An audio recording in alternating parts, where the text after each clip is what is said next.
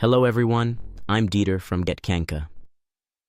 Today, I want to share with you about Chapter 5 of James Allen's classic work, As a Man Thinketh, titled, The Thought Factor in Achievement. I've discovered something that has completely transformed my approach to success. After years of studying success patterns, I've realized that our thoughts aren't just passive observers, they are the architects of our reality.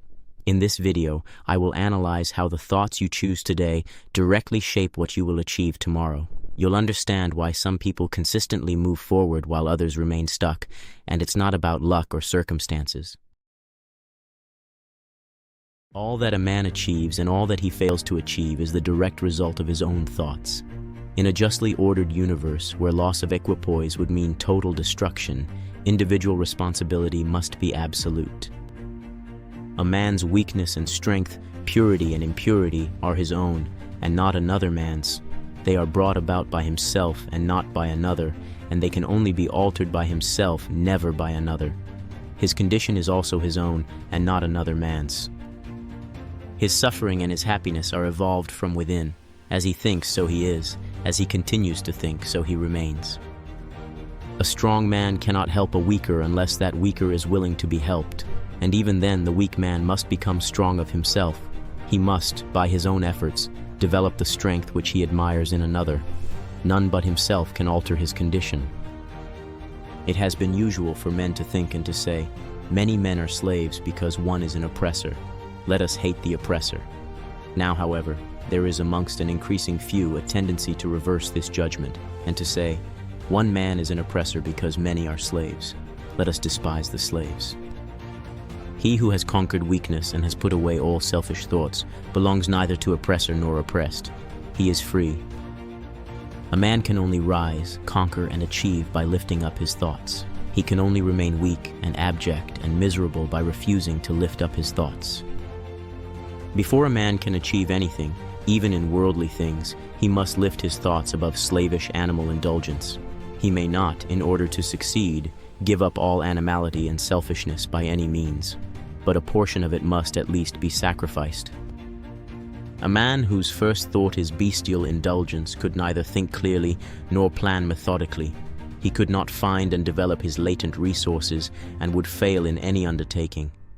Not having commenced to manfully control his thoughts, he is not in a position to control affairs and to adopt serious responsibilities. He is not fit to act independently and stand alone, but he is limited only by the thoughts which he chooses. There can be no progress, no achievement without sacrifice, and a man's worldly success will be in the measure that he sacrifices his confused animal thoughts and fixes his mind on the development of his plans and the strengthening of his resolution and self-reliance.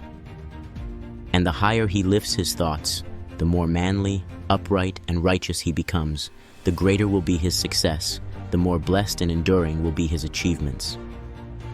The universe does not favor the greedy, the dishonest, the vicious, although on the mere surface it may sometimes appear to do so.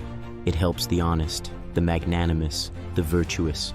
All the great teachers of the ages have declared this in varying forms, and to prove and know it, a man has but to persist in making himself more and more virtuous by lifting up his thoughts. Intellectual achievements are the result of thought consecrated to the search for knowledge, or for the beautiful and true in life and nature. Such achievements may be sometimes connected with vanity and ambition, but they are not the outcome of those characteristics. They are the natural outgrowth of long and arduous effort and of pure and unselfish thoughts. Spiritual achievements are the consummation of holy aspirations.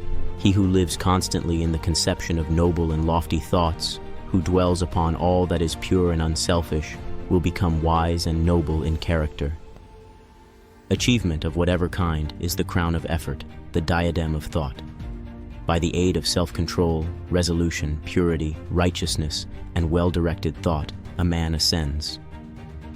By the aid of animality, indolence, impurity, corruption, and confusion of thought, a man descends. A man may rise to high success in the world, and even to lofty altitudes in the spiritual realm, and again descend into weakness and wretchedness by allowing arrogant, selfish, and corrupt thoughts to take possession of him. Victories attained by right thought can only be maintained by watchfulness. Many give way when success is assured and rapidly fall back into failure. All achievements, whether in the business, intellectual, are the result of definitely directed thought, are governed by the same law, and are of the same method.